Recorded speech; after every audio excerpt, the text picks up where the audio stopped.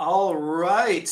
Hello, all you beautiful, wonderful, amazing, spectacular tea people. Today, aged black tea. So, as very, very few of you know, because you'd have to be watching these videos to know this, but next month is going to be black tea. So, next subscription box is black tea. And when I do black teas, I've got a lot of black teas here, but it's Taiwanese black teas. And we'll get into the history of black tea and some of that type of stuff. We'll talk about that.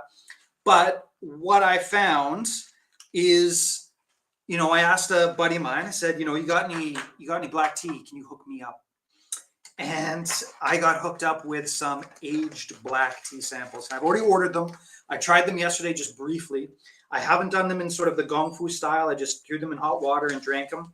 And I was like, wow, this is kind of fun. The price point is amazing. So the price point is amazing for aged teas. And the reason why the price point is really good for these aged teas, very, very simple. They're machine picked and they're from Mingjian. So they're machine picked and they're from Mingjian. In a minute, I've got the map all laid out for the YouTube people here. We'll take another quick look at Mingjian. But we're going to go into these teas. We're going to try them out. We're going to see what's good about them, what's bad about them.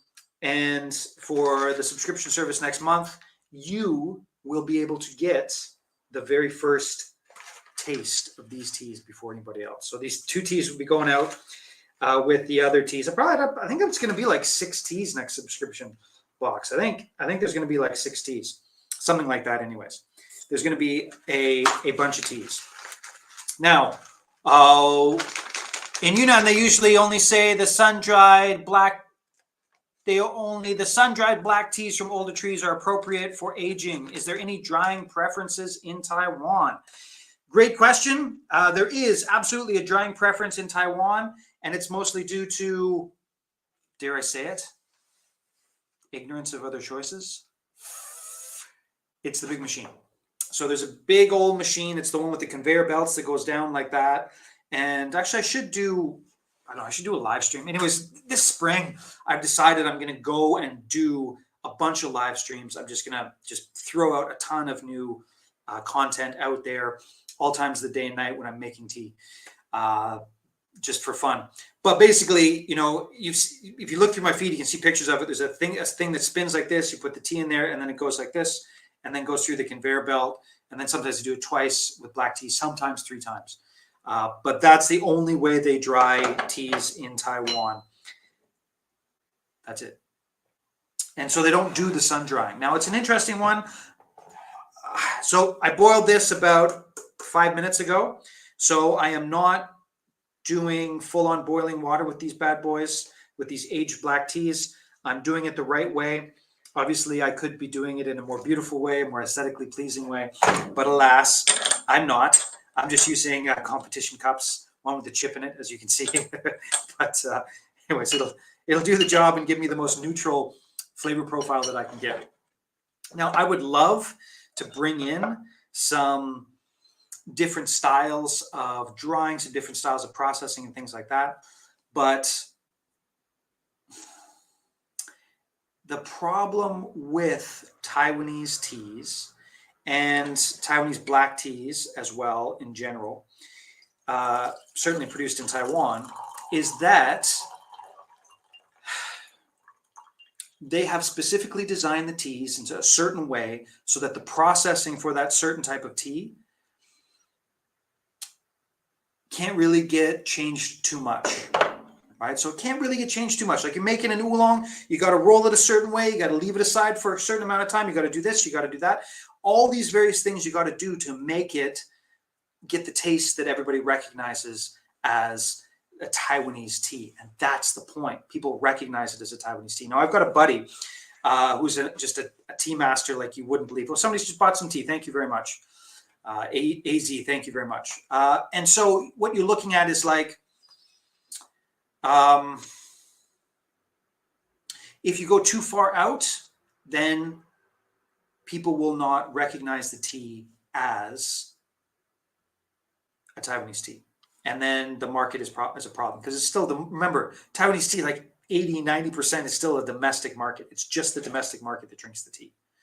And so I would love to bring in, like I was going to tell the story. There's a buddy of mine who does teas that he sells for like, $2,000 a kilogram, right? These are amazing teas. But he sun dries it sometimes when he gets the mood in, when he gets the feeling. He's like, okay, I'm going to go and sun dry these teas. It's so good. It's so good. And you know what? I'm going to try it. You've asked me that question. I'm going to try it. So I'm going to try it with some honey fragrance black tea this year. Anyways, any other questions about Taiwanese black teas and things like that? Throw them in the chat. Let's talk about these two teas and what these two teas are. So this one is a Tzu Chi Tren black tea. It's 12 years old. It is machine harvested. And it smells like old tea and tastes like old tea as well. It's actually pretty decent. This one is a fun one. This is, now out of Mingjian, they have a lot of Wuyi. So Wuyi is both a place, a style of brewing tea, and a cultivar. In Wuyi, there's like hundreds of different types of cultivars. In Taiwan, generally speaking, there's only one. So when I say Wuyi, I'm saying like the Taiwanese style of cultivar. Anyways, this is Wuyi. So this is the Taiwanese Wuyi done into a black tea. And when it was done into a black tea earlier, it didn't really work out that well. Like it was okay. And I can smell right away what happened. There's a little bit too much, the tea needed to settle. There's a little bit too much going on in the tea. And this is 3 years old and it's settled. And it's really fun. I mean, these teas, I've already bought them because they're going out next month's subscription box. I already bought them. But the only way that I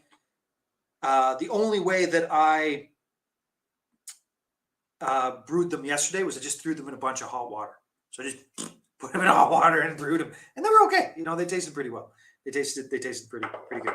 Anyways, now aged tea taste, bookcase, sort of soy sauce. I don't know. I've been living in Asia too long, but those dark malts, ripe malts, different flavors like that. That's what you're looking at when you're looking at aged teas. But this makes me happy because what it also has is some of the florals from the Four Seasons, right? Tzu Chi Tren. It's the Four Seasons, but they've ripened up into like a fruit. So this is a 12-year-old tea. Now, remember when we're talking about these teas, this is from Mingjian, and this is a 12-year-old black tea. This is cheap. One of the reasons why I bought this, it's not the best aged tea I've ever had, but it's extraordinarily accessible. It's extraordinarily accessible. I can sell this tea for a very decent price. So you can try an aged tea without going like, I don't know if I can afford that. What if I don't like it? Well, chances are you're probably not going to like aged teas. They're an acquired taste.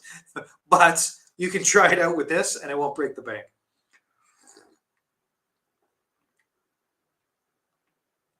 Now, I know where this tea is made. I know who makes this tea. I know how they make this tea. Generally speaking, with aged teas, you should throw away the rinse, but I'm not doing it with this. And overall, this is fun. This is a decent, especially for the price, the value.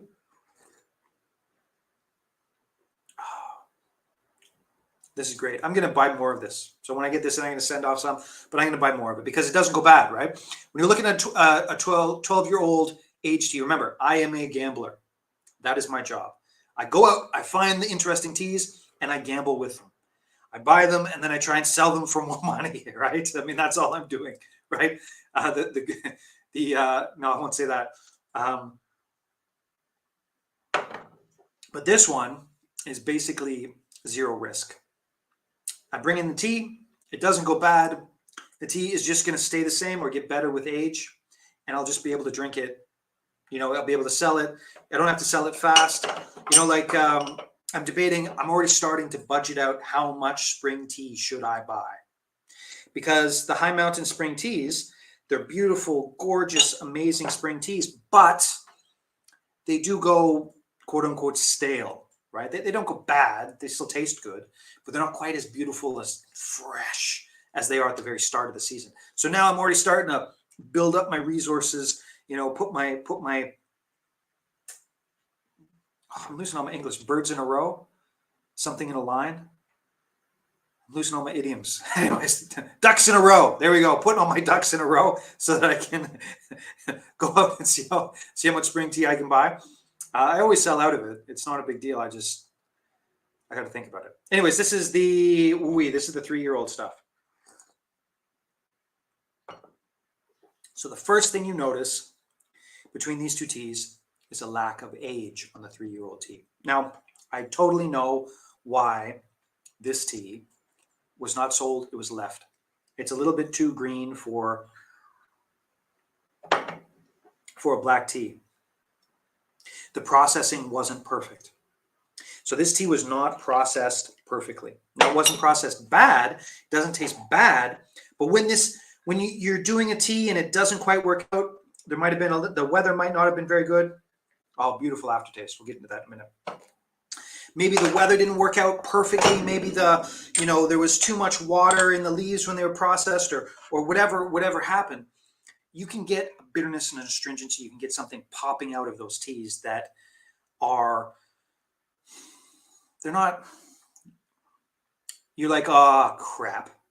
Especially when you're a producer like this guy, right? This guy's awesome. And so he produces these beautiful teas, and he keeps an extraordinarily high standard. Like some of the teas I've tried, I'm like, I tried them and I'm like, whoa, that's so good. That's amazing. And how much is it? And he's like, some extraordinary price. And he's like, don't buy it. I'm like, yeah, well, I'm not going to buy it. That's crazy. That's a crazy price. But he keeps a standard of all his teas so that he has certain teas that are so high quality that he can use those and sell them for a really expensive price because they're worth it. They're absolutely worth that price, right? They're worth that price. So, you come to Taiwan, if you really want to know about this stuff, I can take you to see them, things like that. You can try out these teas. But the thing is when you're looking at, teas that you can buy and share and sell and things like that, there's got to be that mix between affordability and, and all that different types of stuff. But we talked about that before. I mean, I should do like a super, $5 a gram tea thing at some point. But anyways,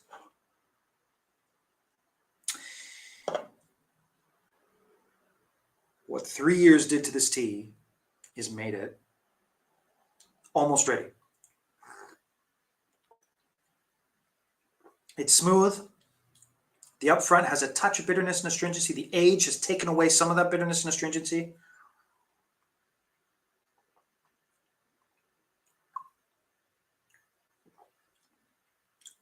But it's smooth and it's sweet. And the aftertaste has the woo-iness. So what is the woo-iness? There's sweetness to it. There's this. It's almost like the number 20 oolong. Anyways, there's a bready, sweet sort of. I get like white bready type of feeling, but without the heaviness and the nastiness that you get in like Wonder Bread or something like that, right? Anyways, that's a bad example of what I'm describing. Anyways, point is that there is the upfront. You can tell why this was put on a shelf, and then in the middle you get a nice, smooth, wide covering of the mouth, sort of that wide mouthfeel. And then in the aftertaste, you're getting this sweet, bready touch of floral. There's just a touch of white florals in the background there. And anyways, it's subtle and sweet and nice. I like it. That's why I bought it. And I'm glad that as I'm brewing it now in the Gongfu style, it's still all there. Awesome. Oh, couldn't make it to the East Coast of trip. Hey, no worries. The East Coast is here. It's always here. And I certainly hope that your trip to Taiwan was a good one. It's kind of weird. There's people that have come to visit. Very nice people. I met some people the other week. They bought, really, really nice people. But it's weird because for 3 years, nobody's come to visit. And so now people are starting to come back to Taiwan and visit and things like that. It's really quite a lot of fun. Now, again, what's going on with these teas? So the second steep with this, there's more of that aged flavor coming in. There's more of that. There's a real big difference between these two. All right. So this tea, when it was first finished, wasn't exactly there. After 3 years, it is. It's there. It's a pleasant tea. It's a fun tea. I quite enjoy it. This one here, after 12 years, it's just there, and it's going to stay there forever. Right. It's an aged black tea. And what I'm realizing now, because I don't know much about aged black teas, especially aged Taiwanese black teas, but what I do know is that there is an aged Taiwanese taste. And I'm realizing that I think black teas, you know what happens? They're sort of like maybe like more like show pours in the sense that they are already a little bit further down the aging. And so this has the taste of a 20 or 30-year-old Taiwanese aged tea, but it's a black tea. It's only been aged 12 years. And so it does have that. Now, the qi of these teas, nobody's asked. Why is nobody asking about the qi of these teas yet? But you can probably tell I'm not really tea drunk. All right, so I'm not super tea drunk. My own personal thought about why people get tea drunk for these types of things is, well, there's a lot of things going on in the tea. All right, so I apologize here. There's going to be a little bit of a noise for a second here. I'll put this on the ground. And so teas that are grown, that are aged and grown in sort of the mountains or these types of places, they're going to give you a little bit more of a tea drunk as they age because they got more stuff in them. Now, this is from Mingjian. And one of the reasons why Mingjian teas are so cheap is because they produce so much tea. I don't know if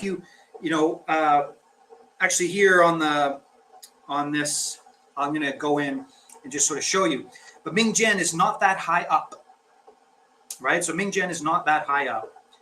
And it's right sort of in the center of Taiwan.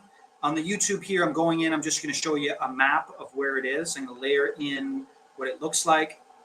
And it's this bowl, right? So you can see it right here. And it's this bowl surrounded by mountains. And it is this intense agricultural place, right? It's very, very intensely agricultural. And there you go. So if you're on the YouTube there, you can sort of see the map of what it looks like. So it's this bowl like that. And it's this intensely agricultural place. So the soil is just insanely fertile. Just insanely fertile. And so what that means is that the teas, they grow there, they get a lot. And so they don't have to do too much to get a lot of tea. And that's why it's a little bit cheaper. But that's also why when I'm drinking aged teas from that area, there's actually not that much in it, right? I'm feeling warm. I'm feeling smooth, calm. The qi is nice, but it's not knocking me in the face. You know, like the 1970s oolong, for example. That's from, I believe they said it was somewhere around Dongding. And somewhere in Dongding, it's one of those places where it's hard to grow tea. So the teas have much more stress, right? In Mingjian, not so much stress. So they're a lot easier to grow. And so if I was drinking these teas, say from another place in Taiwan where the teas would get more stress, then you would be looking at a lot more stuff going on, and probably I'd be more tea drunk. Now, I am a little bit, but not as much as you get as one of those other places. Now, I'm also here, I just remembered I got in a batch of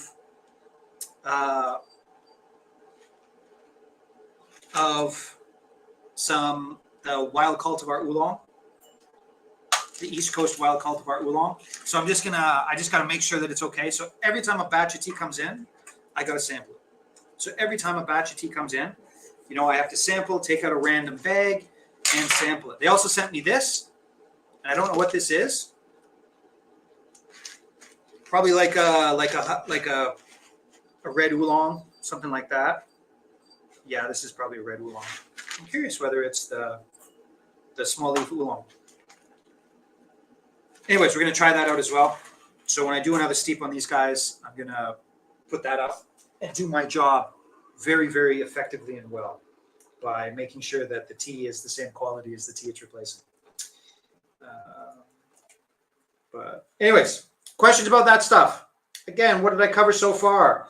What makes a black tea interesting when it gets aged is I'm realizing more and more the aging process has already been started, right? So all the stuff is going on, the aging process has been started, all that stuff's going on, and it's pushing its way down, you know. So when you age a black tea, it's going faster. Now, what I usually tell people is a black tea ages really well up into about 5 or 6 years. And then there's a pretty steep sort of downward thing. And what this tea right here has done, it's a 12-year-old aged black tea. It's gone up to the certain point, and then it's gone down, and then now it's sort of plateaued a little bit lower. And it's got the aged tea taste, but it's also got in the background a really clean and decent taste of sort of the Four Seasons Black. That sort of rich vegetal in there. It sort of has matured into a little bit of a fruitiness. It's pretty good. It's definitely pretty good. Now you can see I boiled this. I let it sit for a minute or two, and I'm going to put a last steep on this guy here. Now I've already bought these teas. They're arriving in the shop in the next couple days. Well, today's Friday here in beautiful, beautiful Taiwan. I'm actually surprised. There's a bunch of people that have joined in the live streams today. Usually on Fridays, nobody joins in, but that's okay, and sort of a good thing. I quite enjoy it. But these teas will be in. Anyways, they're going out the subscription box. So early next week, sort of, we have a 2-day holiday. So in Taiwan, what do they do with holidays? They do this thing. If there's a holiday on a Tuesday or a Thursday, they will give you that extra day. But they don't give you that extra day in the sense of just saying, we're the government, and here you go. You get an extra day of. No. They say, okay, yeah, you can have that, but, you know, we're taking away your weekend. And they literally make people go to school and work on Saturday, right? So they did that like 2 weeks ago. And so they made everybody go to school and work in banks and office buildings on Saturday. And I mean, I didn't mind it. You know, my kids went to school and I could, you know, spend some time with my wife. And they didn't mind it either. My boys are still at the age where actually, I shouldn't say that. My boys are lucky enough that they have the support of amazing parents enough so that they are in a school that they enjoy. But basically, they enjoy school still, so it's not a problem getting them there. It's not a problem getting them there at all, which is nice. But these teas will be sent out in the subscription box. The whole point was they'll be sent out in the subscription box on Wednesday next week, Wednesday or Thursday. Yeah, this is great. And I'm going to be able to sell them sort of these aged teas at the same price as all the other teas on the site. They're not going to be wildly expensive like a lot of the other teas are. Now, what I'm going to do here, I got a little bit of time, and I'm going to jump into. If you're on YouTube, you can jump into or if you're on Instagram, you can jump into the YouTube and check it out. But what I'm going to do is I'm going to zoom in and I'm going to see if I can find a picture of the color of the soil. There we go. Here's the color of the soil. And that was pretty easy. So here you can see, here's a bunch of, there's the tea stores. And so you can see there's a bunch of agriculture going on here, but check out the color of the soil. Now, this would be a very dry day. And so this is a dry day.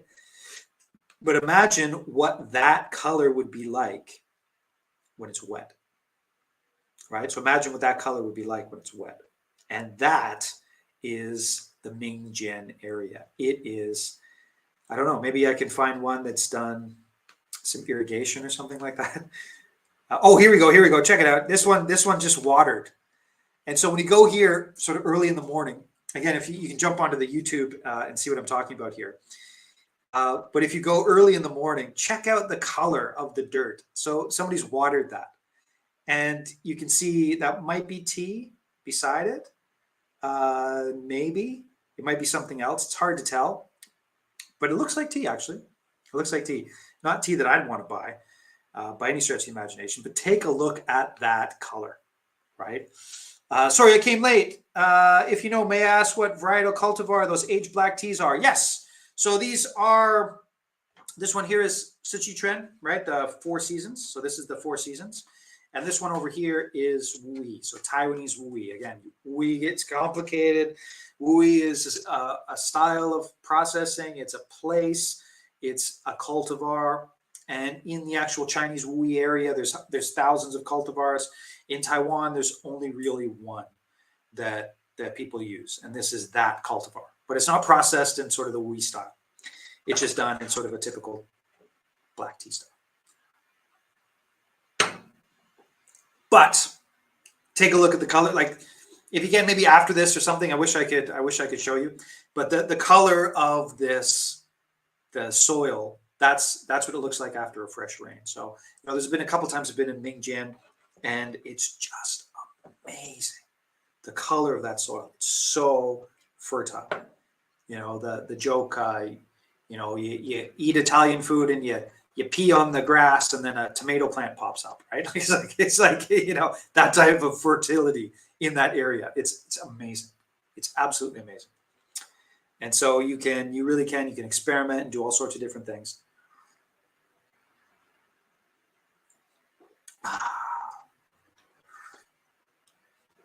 This is out on the third steep of this. This is really nice. I mean, as for aged teas and value goes, this is right up there. It's got that aged tea-ness to it. Again, the cha-chi is not quite as strong as you're getting in a lot of aged teas because it's from Mingjian. But who knows? Maybe I'll buy a bunch of it and leave it for my grandkids, and they'll be able to sell it for hundreds of millions of whatever currency units people are using in the future. It'd be like, you know, they could sell it for like 200 pieces of 200 millionths of a Bitcoin or something like that. Oh, and this one just keeps getting better each steep. These are wonderful, affordable teas. I could be, you know, I could be one of those people who buy these teas, a 12-year-old black tea, blah, blah, blah, and sell it for way more. I'm not that type of person, but I mean, these are great. These are really, really good value stuff. And then put a last splash of water on them and get everything possible out of them. And like I said, they're going to be going into the subscription box on Wednesday next week or Thursday next week. And what I'm going to do right now is I am going to bring over these two teas, because why not? And we're going to talk about these two teas. I just got these. I showed up at the shop today. These teas were in. And so what these two teas are, these are from Luye, which is further south of Taiwan. I've noticed that there's other vendors that have found the area, which is nice because I hope that the people there can sell their tea. And what they have, check it out. Check out this leaf. Check out this leaf, my friends. Who can tell me, does anybody know? Who can tell me what Taiwanese tea leaf looks like that? There's only one, and it's a very special type of tea. But what Taiwanese tea leaf looks like that? Oh, here, I'm going to, we'll do this one. Okay. So what Taiwanese tea leaf looks like that? Can anybody tell me? Anybody tell me what Taiwanese tea leaf looks like that? It's quite rare. Well, not on my side, but now these guys, they do completely organic stuff. Their garden is completely organic, but it's also not all that special in the sense that it's a lower elevation garden. They, you know, it's just a place, a decent place to grow tea. right? So it's just a decent place to grow tea. And they sort of do things a little bit differently in the context of they do this. And this, of course, is Camellia formosensis, right? So this is the wild cultivar of the wild cultivar tea. And what they've done with this, some of them are cuttings, some of them are seeds, and they have about 5 or 6 rows. So they don't have very much of it. But you walk through the rows and you look down, you're like, what is this? What is this stuff? I don't even, like it's just every single bush looks different. And that's what this is. And this is the Southeast wild cultivar oolong that we have on the site. And it's actually pretty decent this time. I just got in a big refill. Usually there's a bitter and astringent edge to it because it's such a just a wild tea. But this time, like, not at all. And there's actually a really pleasant, wow, they're getting good at making this tea. There's actually a really pleasant sort of Taiwanese oolong-y floral in the background of that. Ooh, not bad. This is actually really good. Hey, why don't I show you where it is? Here we go. You ready? I got the map out. So let's show you Luye. Luye. Okay, so we're gonna zoom out of Taiwan. So here we go. There's Mingjian. We're zooming out. We're zooming out. There's beautiful Taiwan, my home, this amazing place. Now we're going to zoom in to the southeast. So we're going to zoom in. So there's Zhishan and Guanshan, and there's Luye. So Luye is close to Taidong, and there it is. Now Luye is an interesting place because it's in the middle of this valley. And so you can see sort of there's the valley that comes down, and then on the side there's 2 mountain ranges. There's the coastal mountain range, and then there is the central mountain range. This is all marble, right? So it's limestone. It's a little bit sort of acidic-y. Over here, this is more alkaline-y type of stuff. This is more mud, the coastal mountain range. And then they come together, and then right here, there's sort of this, you can tell where these 2 huge valleys sort of meet. They come down like this, and then over millions and millions of years, it's built up this hummock. Reishui, right, where I get the honey fragrance black tea is quite similar. And so they built up this hummock. And so this area right here is where there's a bunch of tea. And let me show you where the tea gardens are. And so what they did down here is it's dry and hot. So here's all the tea gardens. So you can see all the tea gardens right here. And there's this street with all the tea stores on it. Yeah. And so take a look at the difference here. Again, if you're watching this on Instagram, you can jump over to YouTube to see exactly what I'm talking about here. And as we zoom in, you can sort of see there's the tea gardens, but look how different it is. Look at the color of the soil, right? So, look at the color of the soil. It's a very, very, very different, a different color in the soil there, right? So here are the tea gardens, and it's much more like a desert, right? You take care of this, you're going to get some beautiful stuff like this. If you don't take care of it, then it's going to sort of look like this. So you can see if you don't take care of the land, then it's going to sort of look like that. But the color is different, right? It's a much lighter brown. And anyways, what they're good at in the winter months when the rest of Taiwan is sort of sleeping, this area does a bunch of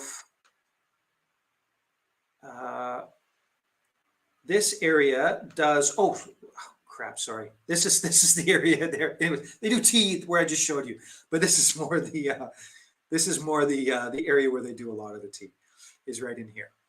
But it's basically the same. You can see it's basically the same. But this is where they do a lot of the tea right here. And so you can see what the tea gardens look like. And basically it's the same. That was like a 5-minute drive in between each other. And what they're good at is they do this red oolong, right? So they do the red oolong. and they're really good at it. And this got this in, but in the mountains surrounding this area as well, if I back up, around this area right here, and around this area right here, there's also wild cultivar tea.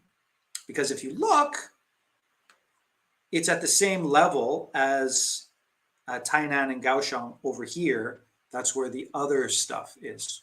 Anyways, I'll do a deep dive into that. I'm getting low on battery here, so I better start thinking about putting this away. But they sent me this sample of their red oolong. Why do they make red oolong in sort of a hot, dry, deserty area? The reason they can make red oolong in a hot, dry, deserty area is because in the wintertime, it's the perfect temperature to oxidize the tea to create beautiful oxidized, high oxidized oolongs, red oolongs. There you go. All right, so let's try it out. How's this one?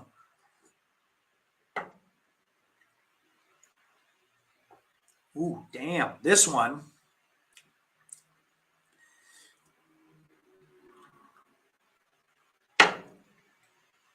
This one's bug bitten. This one's bug bitten. So this is actually a honey black oolong. What? Are you serious? Look at this. This is one that's, I'm getting excited. This is similar to the honey black oolong that I had on the site when I first started. That was, everybody just, oh, it was a wild success, and I bought all of it and it sold out. I haven't been able to find something to replace it.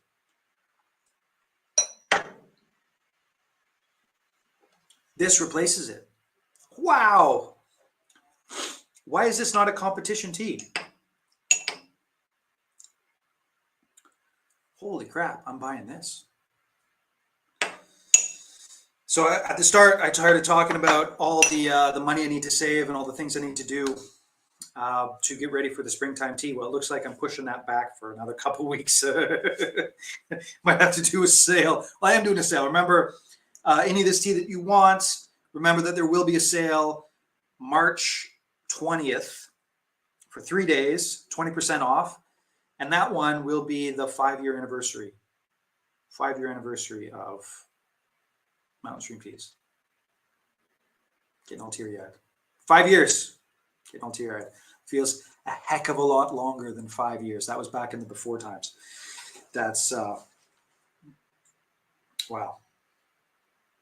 Anyways, as you can tell, the chi from these aged teas is pretty good. It's pretty nice. It's pretty warm. It's making me feel good. But I got to go. Thank you to everybody who has bought tea. Mountain Stream Teas is, you know, me, my family, and the partner farms. If anybody, I don't know, if anybody wants to, you know, move to Taiwan and be an intern and start packing tea, and, you know, I can give you money. But yeah, it's still just me, my family, and my partner farms,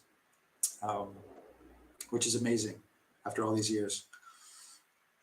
What we've been able to accomplish with the help of people like you who buy tea. Soon there's going to be some honey black oolong on the site too, which is, oh, that makes me happy. That does. That really makes me happy. I got to get in touch with them, because teas like this do not last long. Teas like this, anybody who knows teas, they taste it and they're like, what? And then they just buy as much as they can of it. But this is,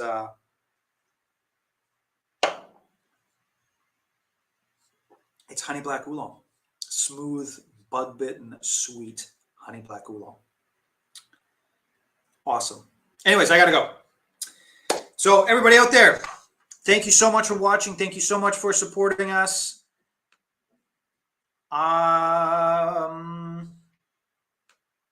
We love bug-bitten. Yes, it is. Oh, sorry. I wasn't looking at this. Loving the satellite view, checking out the different terroirs. Awesome. Map is a nice touch. Awesome. Thank you, guys. A bug-bitten. Wait. Yes. I should like to know, when can we pre-order the pomelo, my favorite tea of all time? Yes, that will be, I need to just guarantee everything, but my guess is the first week of March. So what I'm going to do is not this week, but the next week, I'm going to get a bunch of sample sets. There's going to be a 10% discount on all the sample sets. And then there will be the pre-order for the Pomelo Fragrance Oolong. And that way I can know when we start making it, I can know how much to get my tea hands on. And to be like, I need this much. I need 100 kilograms. Give it to me. Whatever it is. Because that tea really is, it's a special tea. But yes, the pomelo will be out there soon. I'll start talking about more and more, and hopefully I'll be able to go pick some pomelo flowers by myself, or not by myself, with, pick some pomelo flowers and show you the process and show you how it's done. And that's something that I'm really looking forward to. Thank you for loving Team Out. Well, I do, and I won't get into all the all the philosophy behind it, but I absolutely do. So this is back on the site. Actually, I didn't take it off. I worked it out. I went to 0 and then I did it really fast. But this is going to be on the site. The Southeast Wild Cultivar Oolong, and it's really good. And I'm going to buy some of this. And these guys will be on the site probably next week. And they'll be in the subscription box, the HTs. Anyways, I got to go. Thank you, everybody, for watching. Really appreciate it. I don't know what happened with that. So I'm going to stop sharing the screen there.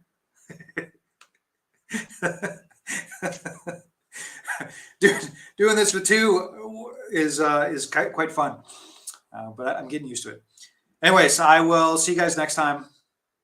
Probably this weekend I'll do a bunch of live streams because my kids will be gone for a while. And why not? Maybe I'll go to the river and do some live streams. I would like to do that. Anyways, I got to go. Thanks for watching. Really appreciate it. Really appreciate the support. And see you next live stream.